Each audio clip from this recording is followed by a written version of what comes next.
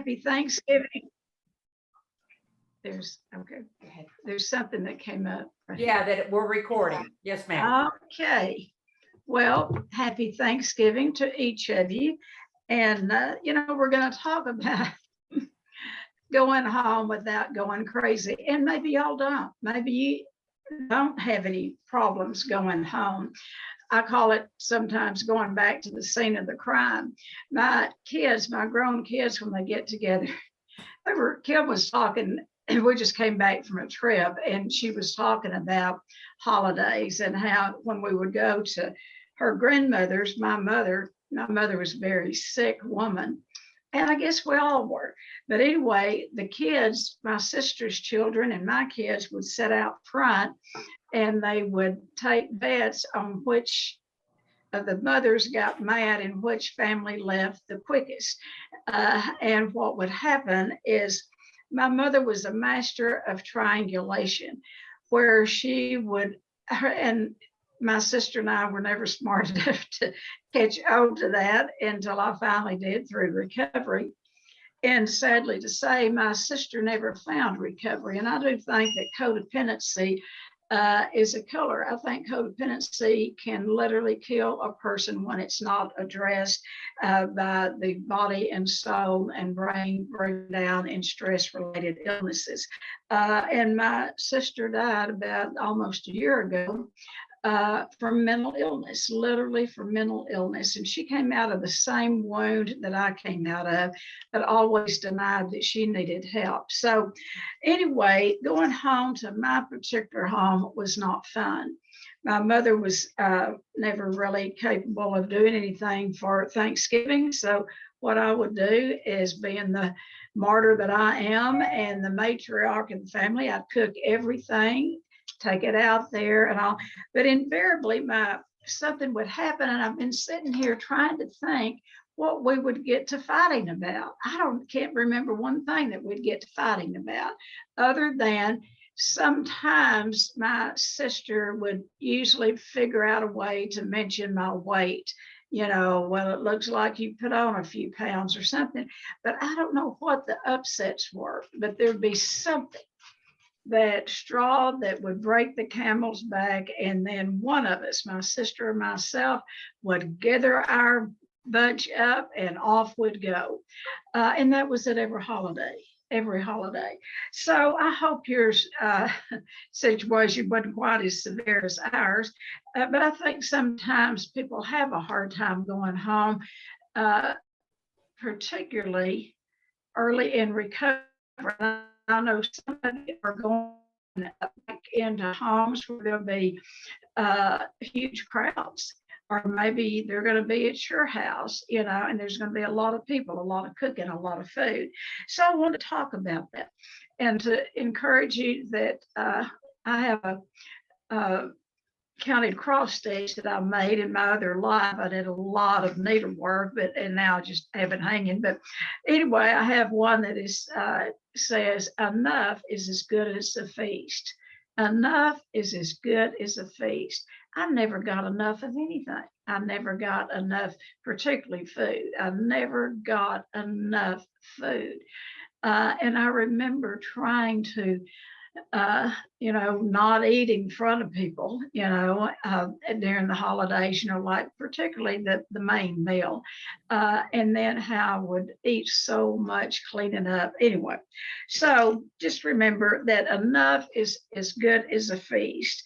And, go in. One of the things I would really recommend, I have done here, that if any of your own medication, don't forget to take it. Take your meds before you go into that house. Everybody needs to take their meds. That's the first thing.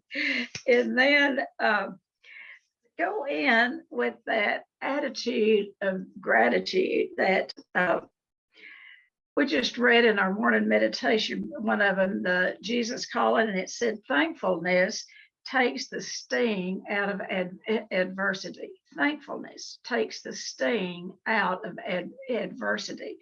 When you're in the midst of well, I'll just say this. We used to years ago run around with 5 different couples.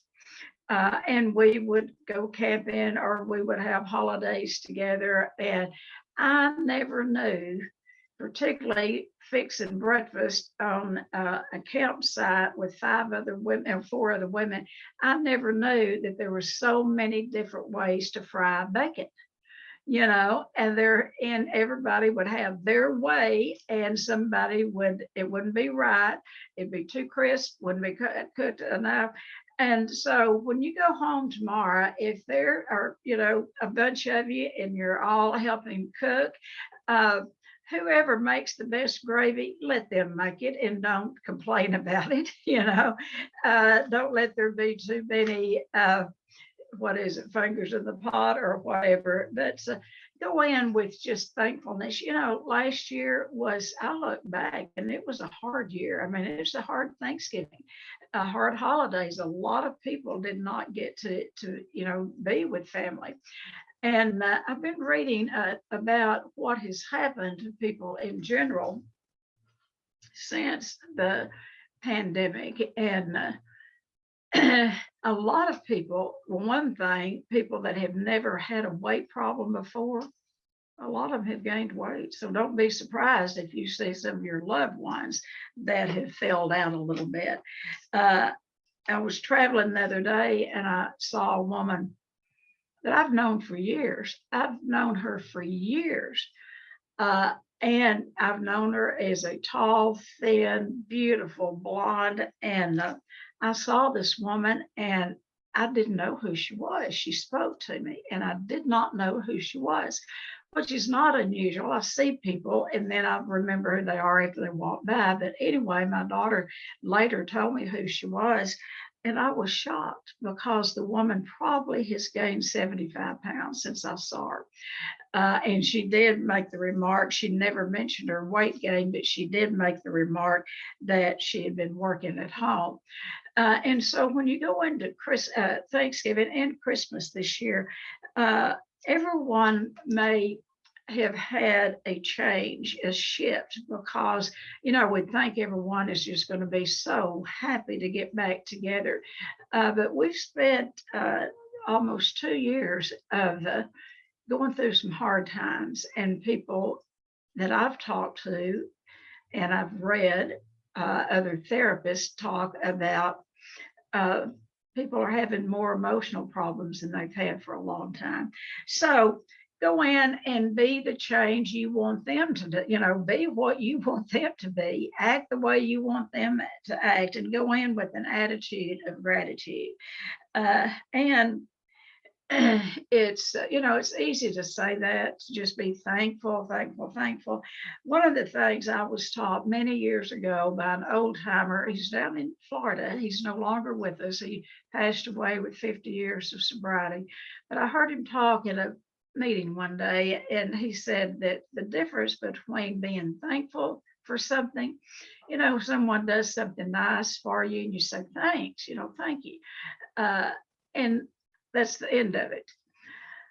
But when you're grateful, when you're really grateful for something, give it away. Gratitude, you pass it on to someone else and someone else and someone else. So go in your home, whether you're inviting guests into your home or you're going to someone else's home, go in with an attitude of gratitude.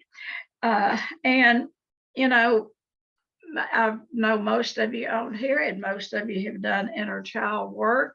And be sure and don't take the kid in to be there, grow yourself up, take the adult part. Because when we get around people and that we have known us all of our lives, we all have emotional buttons. And when we get around people, mothers, dads, people that know us, and they can say the least little thing and it will push our buttons. They know where they are because they install them. So you keep your buttons covered up, your emotional buttons. Be on guard. Be on guard. You don't have to go in and just be all freaked out, but just be aware of when something is said. and don't take it in as personal. You know, in most cases, you may be the only recovering person in your family, but I'm seeing some people on here that their whole families are in recovery. That's the good news. That is the good news. But if you're the only one that's in recovery, go in and make recovery look good. If they know that you've been in treatment, or they know that you're on a recovery 12-step path, make recovery look good. You know, if you're so, I'll just stop with that. Is, you know, go home and don't talk about your recovery, particularly if you're new in recovery. They don't want to hear it unless they are on the journey with you. They do not want to hear about the 12 steps or the big book or anything that you're doing. They really don't. And what they're watching is, particularly if they've helped you pay for treatment, you know, they want you to recover, and they'll sort of have you under a microscope, watching you and saying, well, see, she didn't learn too much out there at that Shades of Hope. Look at, she's reaching for that second piece of pie or whatever, you know. And so that brings me up to, you know, don't talk about your recovery. Go home and live your recovery in front of it. Go home and keep your acceptance level higher than your expectations level. When you go home with expectations that, you know, that are really high, the only place they can go is down. I know after my folks passed away, my sister and her family came here. I was sort of the matriarch of the family. We had a big old house in town, and we entertained a lot. Our house was always full of people. I liked it like that, because then RL and I didn't fuss as much. Anyway, that's a whole other story back a long time ago. But anyway, I'd have my family, my sister and her family, for Thanksgiving. And my sister was pretty dramatic, but she'd call me and she'd say, oh, I can hardly wait to come see my little baby sister and my little nephew and all my little nieces. And she would get home, get back to my, you know, she'd get to my house, and she was a banker, and she'd come dressed in her business clothes, and she, you know, was real thin and white complected and blondish red hair and blue eyes. And that was always what I wanted to be when I grew up. You know, she'd come to my house and I'd be, you know, 260, 70, 80 pounds with those old dresses, big dresses on. But anyway, she'd come in looking good, and she would be so nice and so loving, and, you know, all of this and all of that and something else, until the next morning. Like, she went to bed at night and came up a different person. And today we would probably diagnose her bipolar, but you never knew what you had with her. You never knew, and everything would be great, and then it wouldn't. And so I finally, years into recovery, finally got, well, it was after I came home from treatment. After I came home from treatment, October the 19th of 1985, 36 years ago, that was my biggest fear. What are we going to do for Thanksgiving? Because I had been the matriarch and done all the big stuff. And so I knew I couldn't do it. I knew I could not have them all at my home. And so my oldest daughter lived in Lubbock, and she said, Mom, why don't you and Dad and Kim and Christy come up here? And so that's what we did. And I was afraid to even eat the food that they had. I took my own little bits of food. And she was, at that time, was married in a big family of farmers, and those farm wives cooked good. And there was a spread of food like that out there that you wouldn't believe. And keep in mind, there was no OA in Abilene when I came back. Zero. I had started going to Fort Worth to meetings on Saturday morning, but there was no one. And but Wanda, that thank God for Wanda, had been in OA with me before. And so when we sat down to eat, those her relatives got to talking about my little bitty pieces of food. I'd made me some little abstinent dressing and all, and they got to talking about it, and in essence kind of made fun of it. And I was fresh out of treatment, and so I got up and excused myself to go to the bathroom, but I went into my daughter's bedroom and called Wanda, and she walked me through that. And that was really the beginning of OA, back to, establishing OA back in Abilene, Texas. So I called Wanda and she walked me through that. So anyway, go in with an attitude of acceptance, keep your acceptance level higher than your expectations. And, the third thing is sharpen your toolkit before you go. That's tomorrow. Today you're on Zoom. You might pick you up a meeting tonight, or late this afternoon or early in the morning. There's great AA meetings, OA meetings. So get your meeting in, and then call your sponsor. Call your sponsor. And particularly if you're new in recovery, call your sponsor and go over the menu and what you're going to eat tomorrow. If you're going to someone else's house, you might check and see what they're having, and to make sure, and don't make a big deal out of it. That hostess has enough on her plate anyway to worry about, but you might just check. And if you need to take some things that would be more on your food plan, take enough for everyone, because I don't care what you take, how abstinent it is, how bad it looks, or how bad it tastes. I mean, it doesn't have to taste bad. They will want some of it, so don't take just a little bitty container, because they'll look over there. Well, what are you eating? Well, so, if you need to take something to know that you're taking something abstinence, regardless of what they have, take enough for everybody to, and share it. So call your sponsor, go to a meeting. And if you're newly sober at Alcoholics Anonymous, if you're going into a home where alcohol is served, I'm telling you, you may not want to go this year.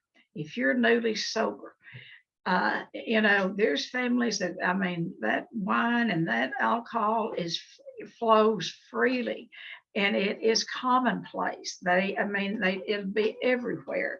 And I would recommend that you either take a sober buddy with you, a sponsor with you, someone with you, or your spouse if you have to go. But if you can't go into that where alcohol is served, you best stay at home. And I will tell you, at one point in your sobriety, that mental obsession to drink will be removed, and you'll be able to go anywhere. You'll be able to go where they're serving drinks. You might not want to hang out, in bars probably, but there'll be a neutrality. You will be able to, the drink, the food, the alcohol will have taken its proper place. But right at first, be on your guard and have an exit plan. If you do go, and later on in the day, as they start watching football, and if they start drinking a little more and a little more, and they said, come on, one drink won't hurt you, and it might be your dad saying that, or your mom, or your brothers, or, come on, you've always drank with us. What's wrong with you? Come on, one won't hurt. Have you an exit plan? Get, when the going gets rough, get going. Because your sobriety, your abstinence, your recovery has absolutely got to come first. All right, well, every bit can go out the window. So, and then talking about, you're going to be a guest, be a gracious guest. If you're going to your parents, don't go in as a messy teenager, that you were when you lived there. Be respectful of their things. Ask if you can be helpful, ask if you can help clean up or do the dishes or whatever. Go in and be a gracious guest. because, and don't be demanding. Don't be demanding. Don't be that you have to be center stage of everything. And treat your family with love, dignity, and respect. Treat your family members like you would treat a brand new newcomer into the program. How would you treat a brand new newcomer into the program? You would treat them with love, dignity, and respect. Do that for your loved ones, whether you get it back or not. Now, I'm going to keep telling you, your family might have been gracious forever. I don't know. Most most addicts who come out of alcoholic families, that there is some dysfunction there, whether there's alcoholism or eating disorders or whatever. I would say you're probably not the only one. And so go in with some graciousness and, and like, thank them for what they are doing. Because if you have never, particularly if you're young, let me see, if we have any young people on here, nope, y'all are all old. But particularly for young people, don't go home now. This is the exception of my grandson, Spencer.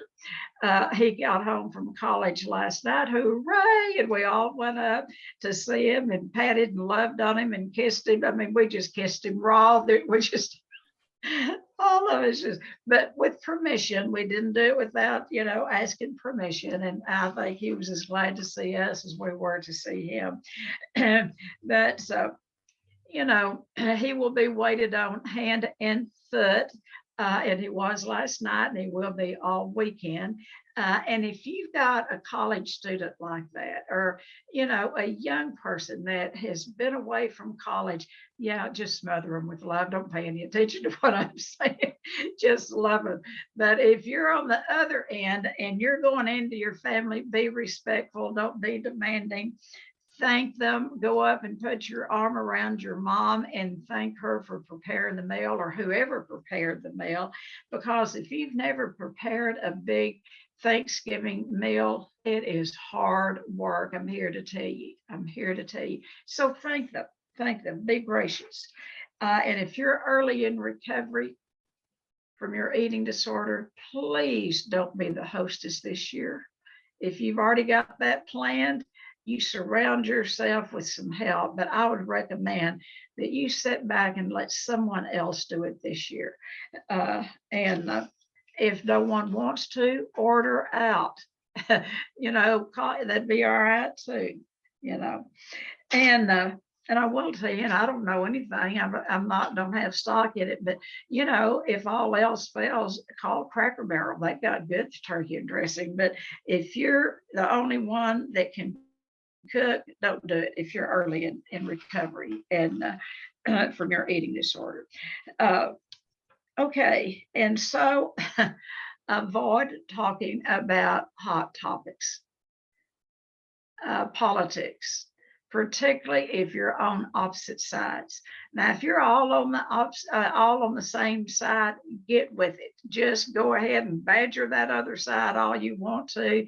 But if you're on opposite sides, please keep your opinions to yourself.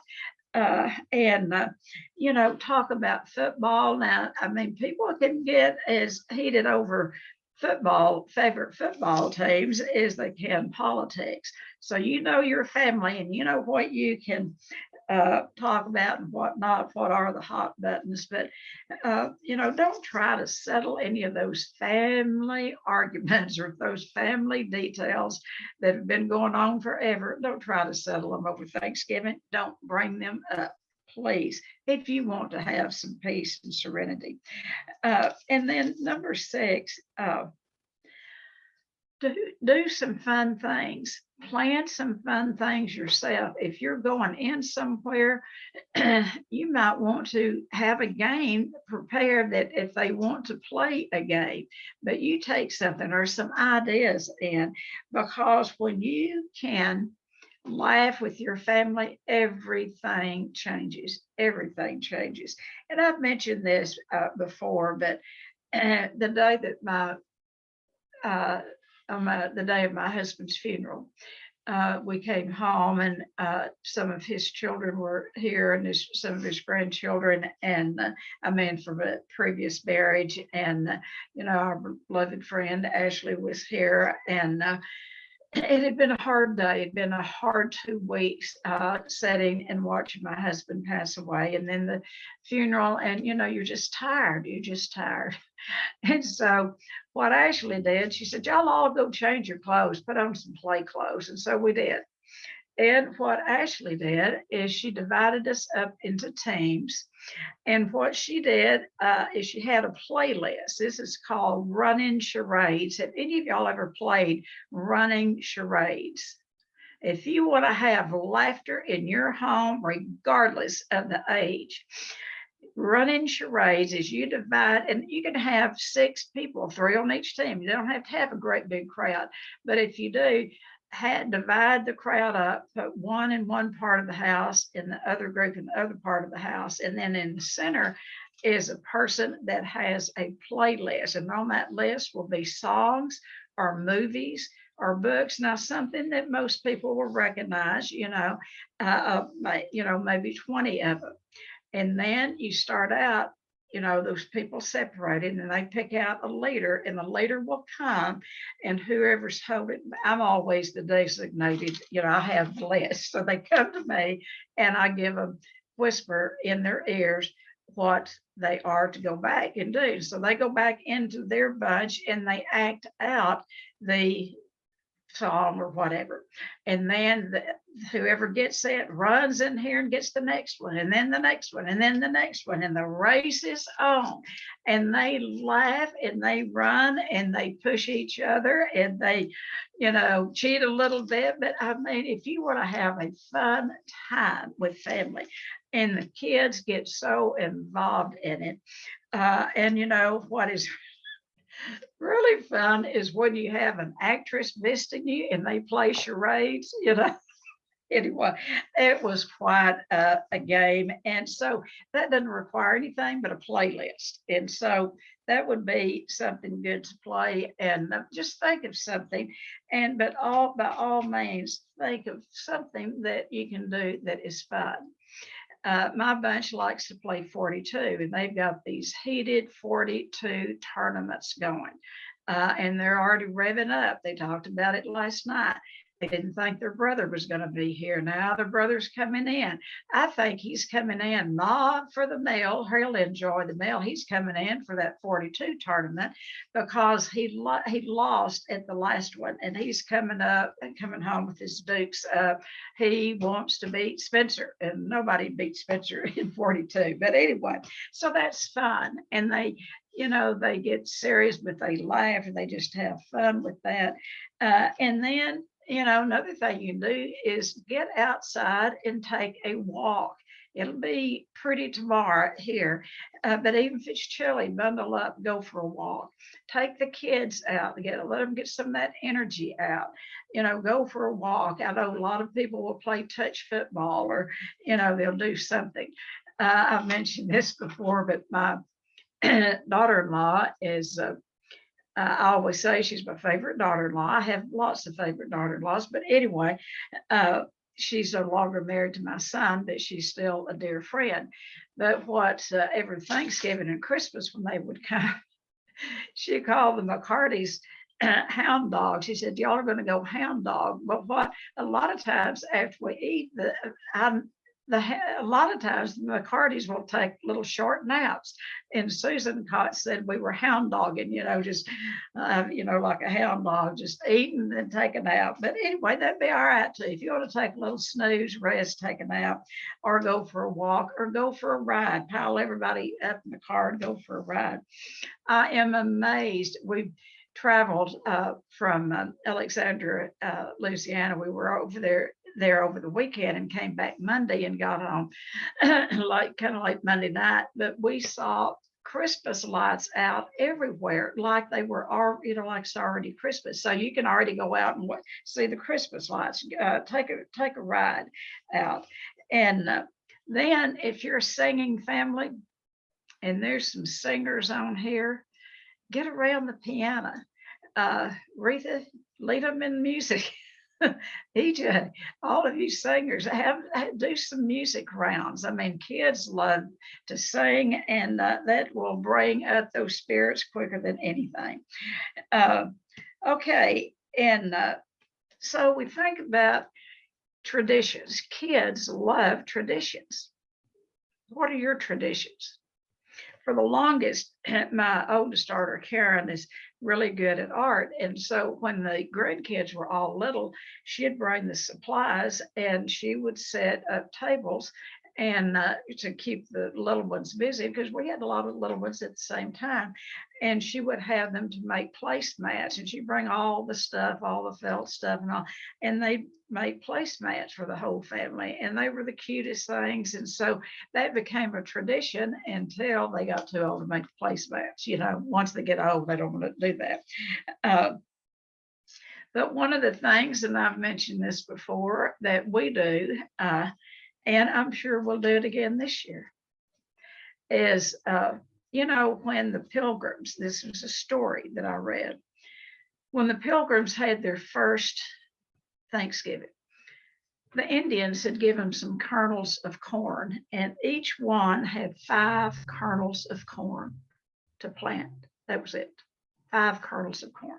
So what I do is I get these little cups, and by each one's plate, I place 5, you know, it's popcorn, kernels of corn by everyone's plate. And then as we eat the meal, we casually go around and each one will pick up a kernel of that corn and they just say something they're grateful for. And then they put it in their cup. Go to the next one, pick up a kernel of corn. What are you grateful for? Put it in the cup. And we've done that for quite a few years. And when Spencer was 12, is when his grandfather passed away. And that first Thanksgiving, we just could not be here. We could not be here.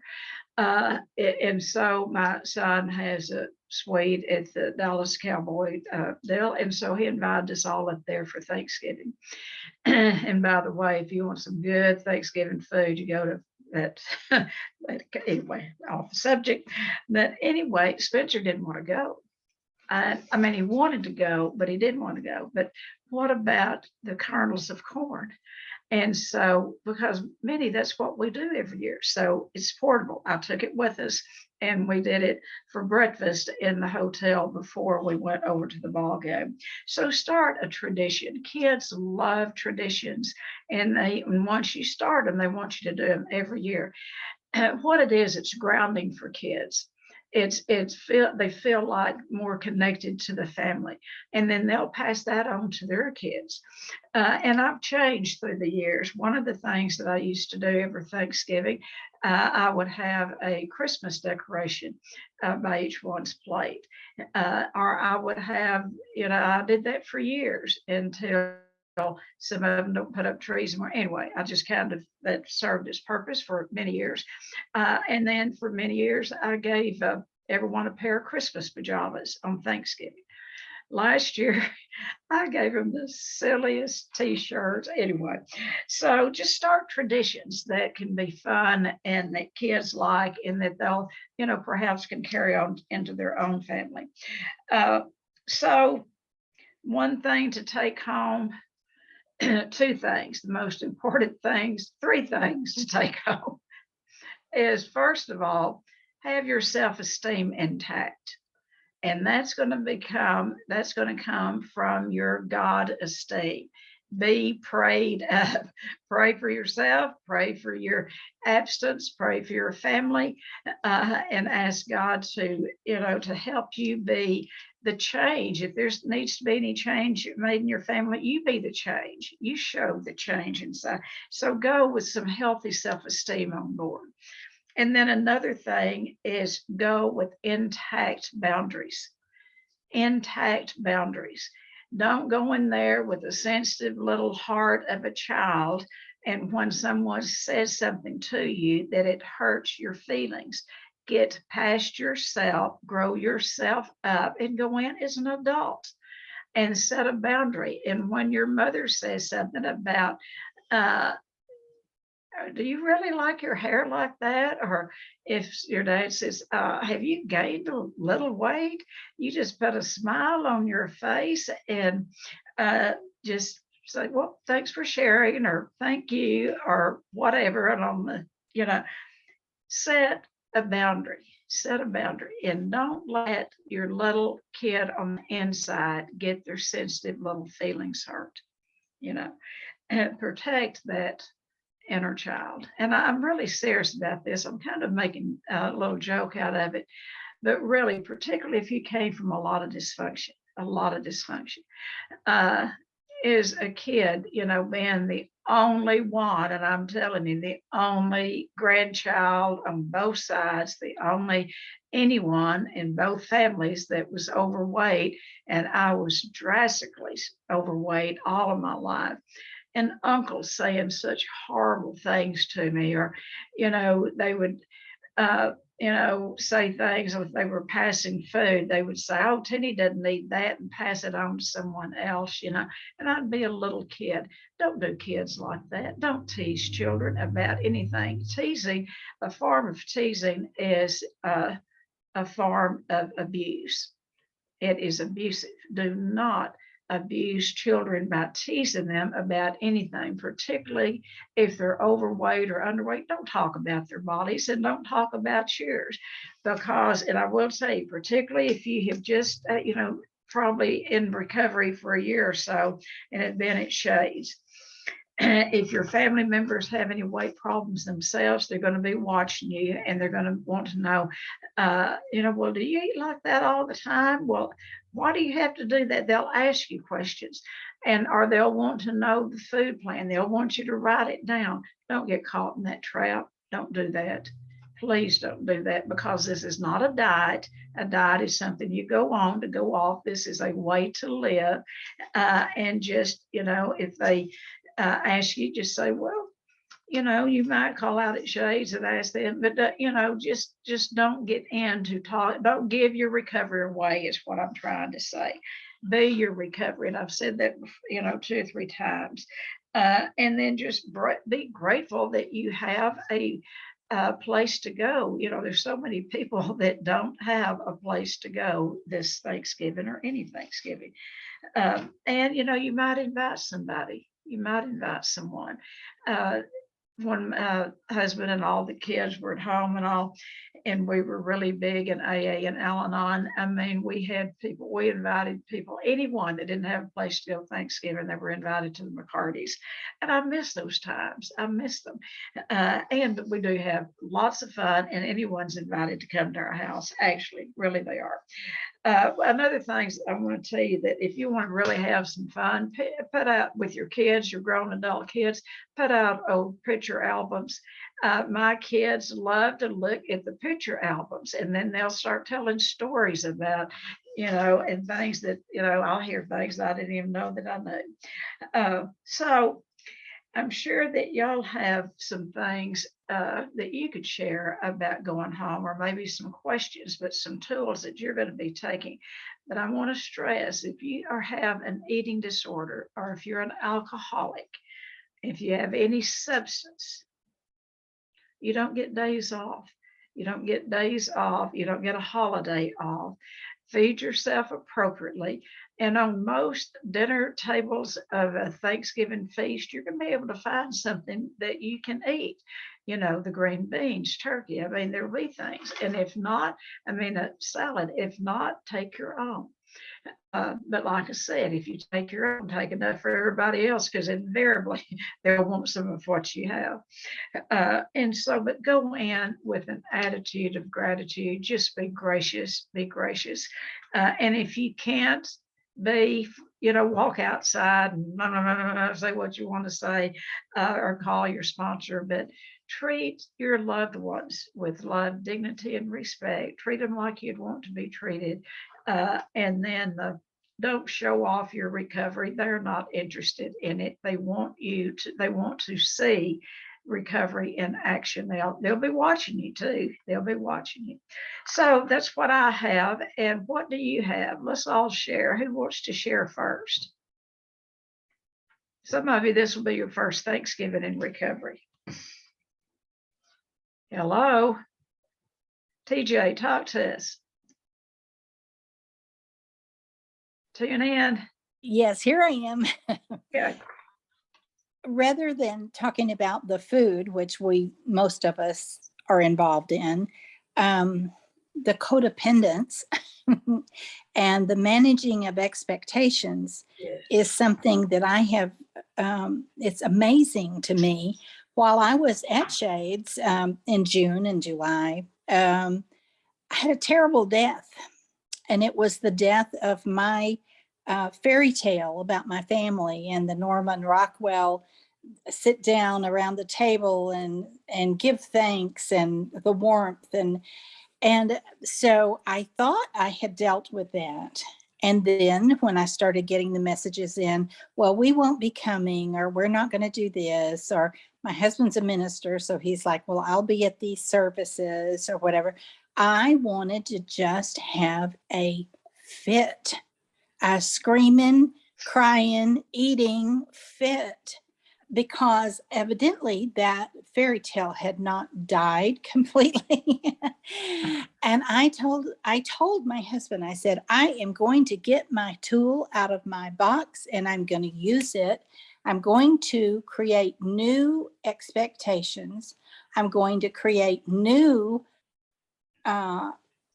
ideas and new ways of handling things.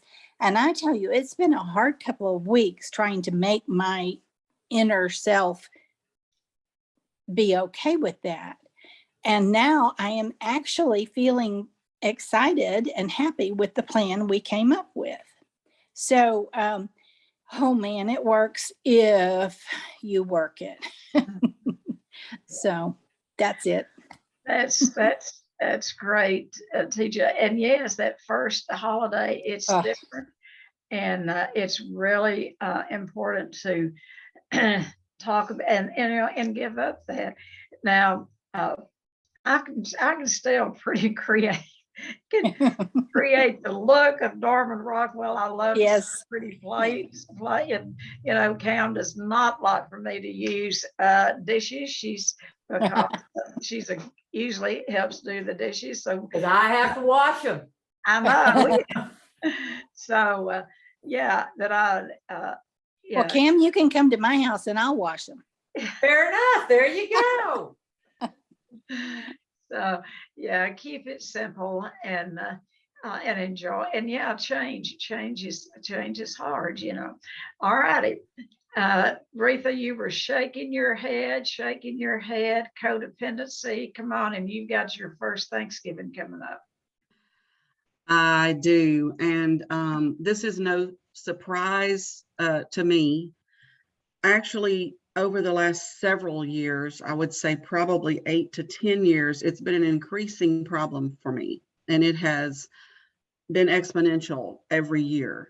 And it has to do with my codependency. And, sometimes over the years when I would be trying to eat better or whatever, we have made changes and we have cooked different things. And like you said, we cooked enough for everybody. If it was something appropriate for us, we cook enough for everybody. But it's mostly codependent issue for me. And before I came to Shades last week, I was in a tremendous amount of anxiety over it. Not to say that all the anxiety has lifted, but I can see a little, the cloud is lifting a little, because my house has been the go-to place. Just pretty much all of my married life, all 33 years. Just because of the dysfunction in my parents' home, it quickly became not the place to go.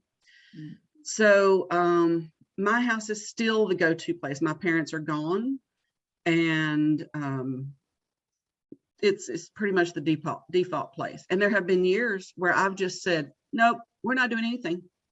We're just not doing anything. And family members would be like, well, what are we going to do?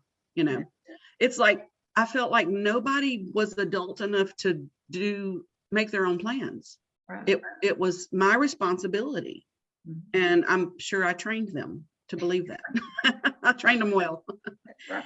And so I think I have to by my actions, like you were saying, I have to teach them something else just by my actions. And that's where I'm at, trying to figure out how to do that. Because what I want to do is say, here's the deal. This is my limitation. And so you can do this or you can do that, but it's not mine to manage. I'm saying that out loud, but I don't know that I really believe that here. Thanksgiving, I will be working. And so that was like, yay, almost. I'm working. I'm not making any plans because I'm an on-call hospice nurse. I never know when I'm going to get called. I can't even say, well, I get off at 3:30. We can do it after that. No plans at all. Christmas is still up in the air. I really don't know what we're going to do. I'm still anxious about that. So I've got that to deal with. But like Diane said, the codependency is the major thing for me, especially this year. So any helpful hints that anybody has, I'll be open to listening. So stay on that text, stay on the text, and stay on calls. Call people for support. You don't have a lot of support in your area. You gotta no, you don't really have any as far as a model that is, in good recovery from an eating disorder. So reach out. It doesn't, and if you can't get someone, call Shays and we will let people know. I mean, we have people calling Shays that all they need to do is pick up the phone and call and say, I want to eat, tell me something, So anything to break that thought pattern, and it's good that you're working that day. And like you said, we do teach people how to treat us. And so we have to teach them a different way. I'll tell you that first Thanksgiving that I called the family, I said, I cannot do it. I have a nephew that has never spoke to me again, because he got mad. He said, we've always come to your house. And ever since you've been to that treatment center, you're not the same person. And thank God I'm not. Thank God I'm not. So thanks, Bretha. We're as close as the phone. You can text or call. All righty. That goes for any of you. Who's next? Hi, this is Diane. Hi, Diane. Thanks to my Al-Anon sponsor that I've been working with the last few months, I'm going to my Thanksgiving with a whole new perspective. Good. Because people pleasing is a huge part of codependency. And I wanted the attention of my sons and I wanted my daughter-in-laws to love me. So I've always overdid. Mm-hmm. And this year I'm going to go with my boundaries up. And I've learned that I can open the gate and let somebody in when it seems okay, but then I need to be sure and close that gate afterwards because it could change. The toxicity could come back and that person could be harmful to me again. And of course, like I've learned, if I get hurt, that makes me feel hungry. Absolutely. So, say that again. If I get hurt, I feel hungry. Yeah. I mean, it doesn't take a rocket scientist to figure out eating disorders.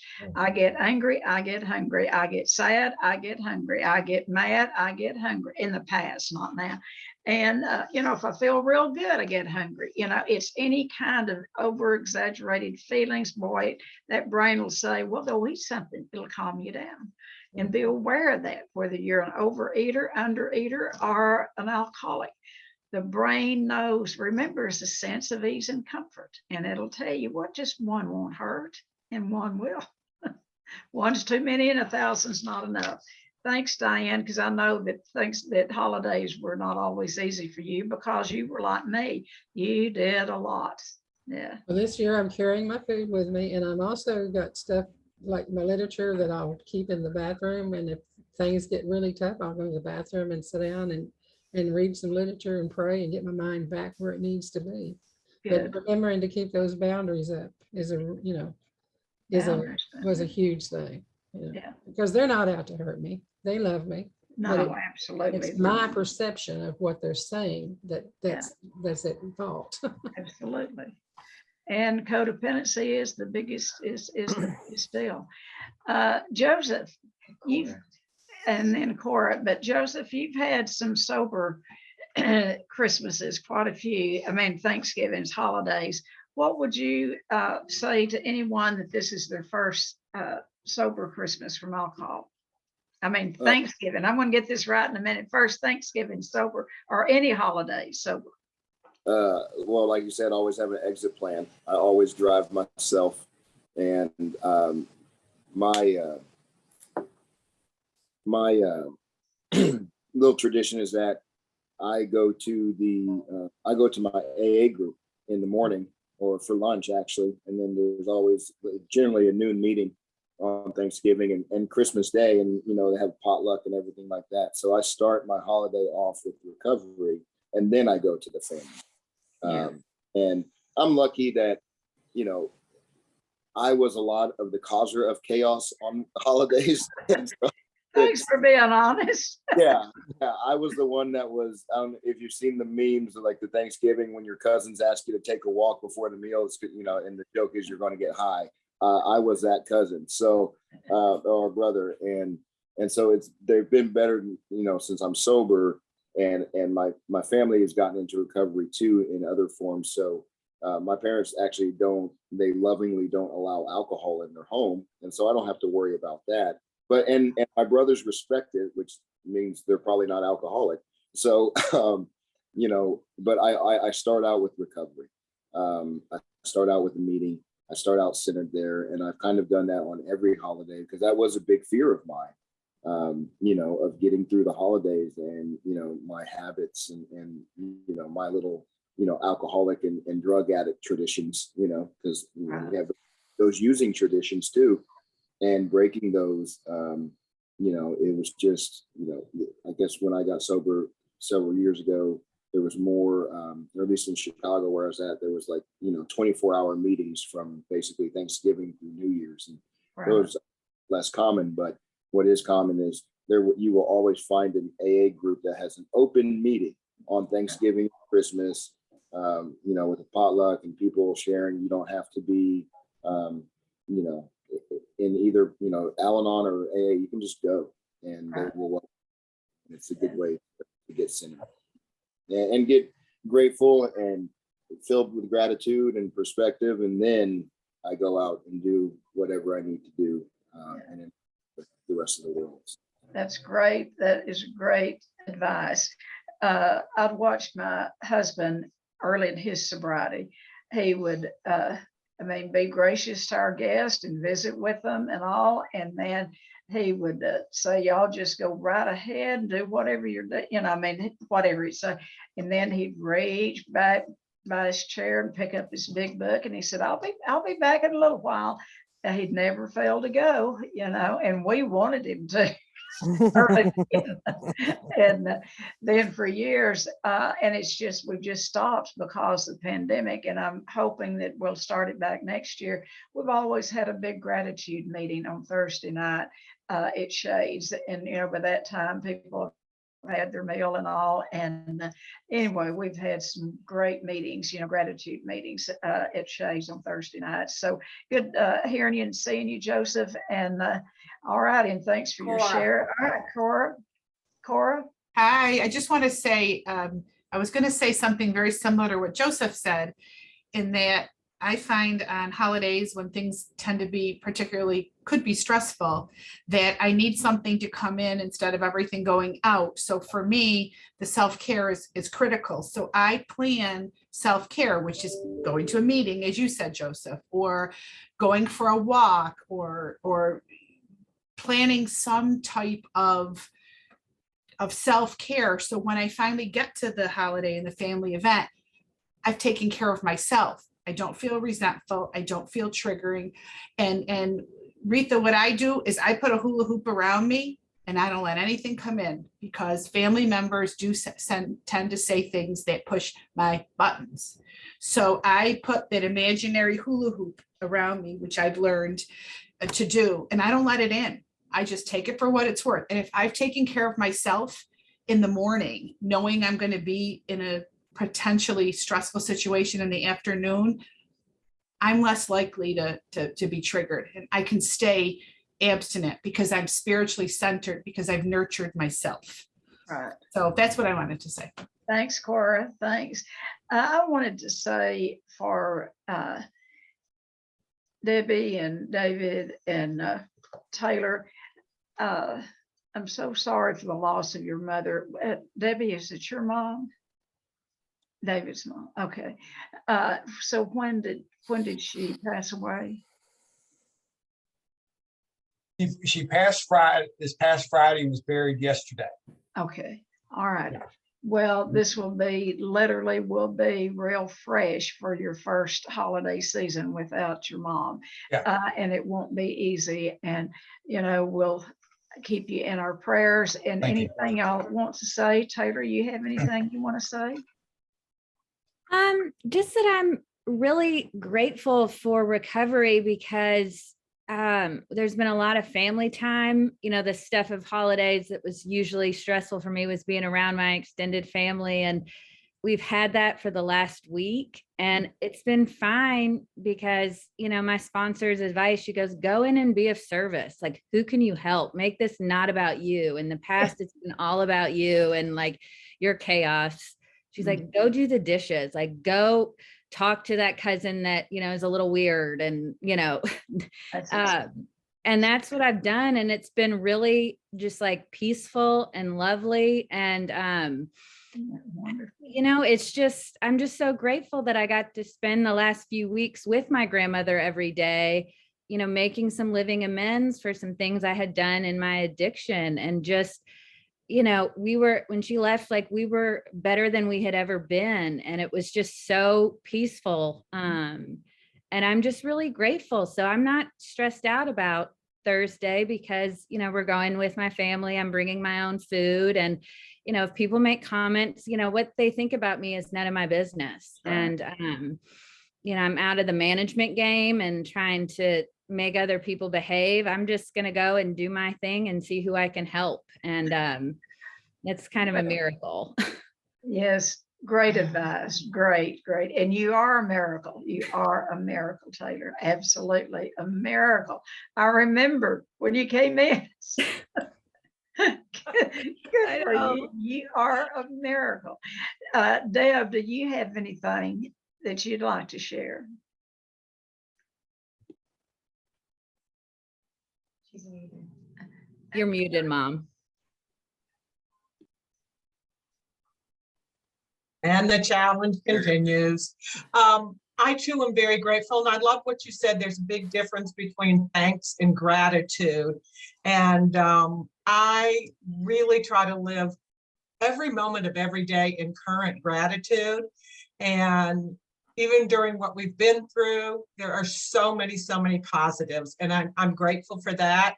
I also remember tomorrow is Thursday first. It's not an eating holiday, it's Thursday. I didn't have to eat 42 courses last Thursday, and it wouldn't even cross my mind to do it next Thursday. So it doesn't need to happen tomorrow. So we will go and have our little family celebration. We will limit the time, and then we'll get the heck out of there, and all will be great. And I will be grateful for that. So we're good. We're all good. Thanks. David, do you have anything? Well, it's going to be different this year because my father passed away in 2008 and my mother passed away just now. So it's just my sister and my other brother who's from Memphis. So after this Thanksgiving, it's going to be a different dynamic. We're not sure what's going to happen next Thanksgiving. We're not sure, what's going to happen for the other holidays from now on, because my sister will be in the house that she lived with my mother all by herself. And my sister had already, before she passed, had already had the Thanksgiving table set up and stuff like that. So it's going to be a different dynamic after this one.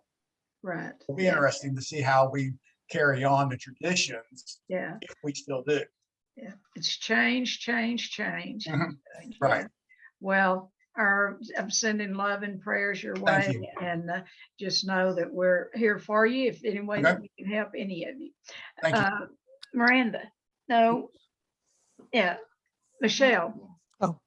Hey, I just wanted to say, if you have a counselor, it's a great idea to have. Last night I had the benefit of having my own counseling session because my daughter didn't want to go. So I got some good ideas. And I was saying, last year I cooked this big feast, and then everybody said, I'm not really hungry. And I just wanted to be so angry. And I said, this year I want them to cook. I could make them cook, then they would know. And he said, that's one option. But if you got people cooking that don't know how to cook and don't want to cook, might not be the best option. But he said, if you only cook for your family when you love them and they do what you want them to do, that's conditional love. And your family might starve to death because a lot of times you don't love them. I mean, my daughter just told me she hated me, and I was like, I'm not really feeling like catering to her, someone who hurts your feelings. And he said, you have to put those feelings aside. Quit being her counselor. That's my job. That's right. You just love her. And, Okay, Yeah, go has your counselor recommended that you go to OA yet? oh, I don't think he even knows about that. Uh-huh. I mean, Why would you go to a therapist that doesn't understand eating disorders? I'm just asking. yeah, I went for other reasons. And like I said, I try to be my own counselor, because I have all this training. I would really support you and encourage you to go to some OA meetings. Oh, I have. Yeah, I Do have. you go regular? Yeah, I've gone for 10 years. Do And you and I have, have, do you yes, have a sponsor? I do. Do you work the program? She says I don't work it like I should. Do you work the program? Do you stay on a meal plan? Do you get sober around the food? I was thinking about, I went and bought groceries last night, and I buy a whole ton of abstinent stuff, but I also buy things that I probably shouldn't buy, for Well, I'm just, the only reason I'm saying this is because it is compulsive overeating and being obese is near and dear to my heart. And I Right. almost died from the disease. And, no one ever, I can't ever remember anyone saying to me, you have a disease and you need help. They would say, well, why do you eat so much? Why don't you push yourself back from the table? Or, oh my God, are you going to eat that? So I'm saying it out of love. Take care of yourself. How old is your daughter? She's 26, So see, going on 16. she's got, not a child. Take but she care of acts yourself. right. Well, it doesn't matter how she acts. What Yeah. matters is if you take care of yourself. If you really get to taking care of yourself and get on a food plan, you'll hardly notice what she's doing. And this goes for all of you. If you really want to treat your codependency, treat your addiction. If you're really treating your addiction, you absolutely do not have 3 seconds to think about family members, because you've got to prepare the meal, buy the food, make up menus, buy the groceries, prepare the meals. It's hard to recover right at first. It takes time and attention. And if you put that kind of time and attention into recovery, you're not with it. You'll take your eyes off of them, and they'll be much better off too. And that's what he did tell me, was he said, if you Uh-huh. are her counselor, then you're going to create a codependent situation and you're going to be thinking about her. And he said, you could talk about her all day, but I ask about you, you don't, you That's clam right. up. How long have you been seeing a counselor? Since 2013, Okay. I think. You might consider treatment, going to treatment. Yeah, Well, I know. I'm not laughing. I'm just saying it takes people a long time to get to that point. And especially if you have doctors telling you, well, for your age, you're not that bad. They'll tell you that. For your age, you're okay. For, your weight's okay for your age. what is your weight? My weight's it goes between 188 and around, I'm like a size 14, 16. So I'm not, tremendous. It's kind of in that zone where it could be better, but it's not catastrophic. If you ever need any help, you might Okay. want to consider doing a 4-day intensive. Yeah. And I have read your whole book, and I have tried doing the meal plan, and it is really hard for me. I hear you. that meal plan. I mean, but I'm not Get saying I'm another one. giving up on it, but I'm saying try the meal plan in the book. If you can't do it, then, you know, I realize there's an Get issue. another plan. That's just a plan. It doesn't have Right. to be, it's not the Shades plan. Get Yeah. something that would work for you. Y'all have a very, very happy Thanksgiving and enjoy your families. And next week, it's interesting that Misty and I just talked about this. I did a workshop down at Alexandra on grief, and in preparing for it, I went to the Bible and was looking up scriptures, and it just dawned on me, I am not a minister, I am not a preacher, I do not have to put it in the workshop in that order. And it just dawned on me, I looked and I was just walking through and I saw one of Joe McQuaney's books, and I thought, what I know the best is the 12 steps. So I wrote a whole program on using the 12 steps in the grief process. And that's what I'm going to do next Tuesday. I'm going to go over it briefly, and I may not even do but the first 3, but it'll be the steps on grief. And grief is anything that we've lost, When we give up eating, overeating, undereating, when we give up a disease, there's a grief process that we go through. All righty, or any death, any loss. So, Hey, Kenny, I just want to say yesterday I listened to the one from last year, and the one thing I really took from it was that eat with intention. And I'm going to write that on my refrigerator and everywhere else. Eat Yeah. with intention. Because when we don't, we go unconscious with the food. Intention means, early on, and I had to do it for the first 25 years of my recovery, weigh and measure your meals. Weigh and that's eating with intention. May not take you 25 years, and I didn't do it every day. But what I would be told, when you have a problem, the first thing you do, it doesn't matter what the problem is, go back to weighing and measuring your food. Back to it, stay with intention. Otherwise, we go unconscious with the food. All righty, y'all have a great rest of the Thank day, you. and we'll see y'all God next bless. week. Happy Thanksgiving. Thank you. Thank you, Cam. Happy Thanksgiving. Happy Happy Thanksgiving, everybody. everybody. Thanksgiving. Thank you. to all of you. Happy Thanksgiving. Thank y'all.